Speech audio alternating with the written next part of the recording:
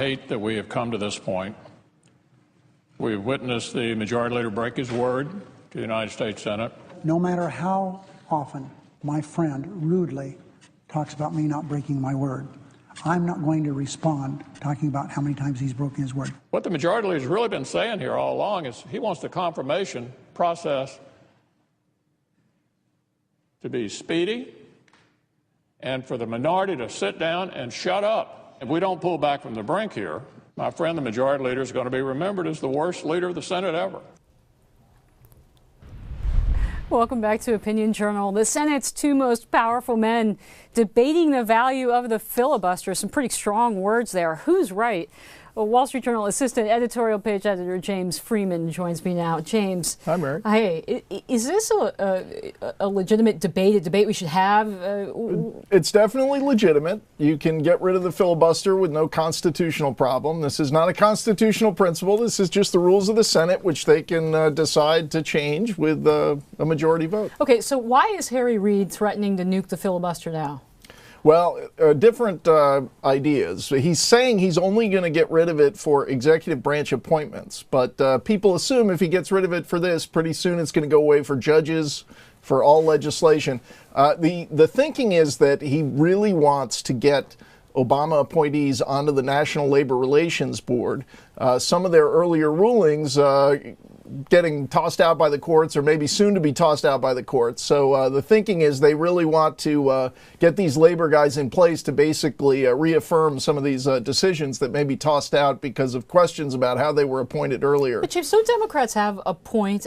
Shouldn't the president get the cabinet nominees that he wants? Well, we've always thought that, the Senate does have a role to review the qualifications, but yeah, basically in the main, the president should get the team he wants. As I said, though, I think once you do the nuclear option, most people in the Senate don't anticipate that this would stop with presidential appointments to the executive branch, that you would eventually have the filibuster go away for everything. So let's say that happens, that Harry Reid nukes the filibuster, gets rid of it altogether. Does this move us down the path towards something like a parliamentary system?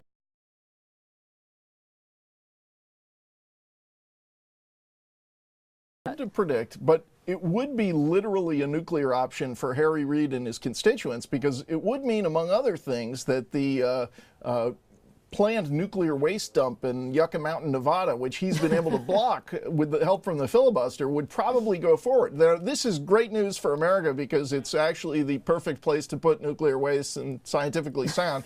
But as far as in general, it would be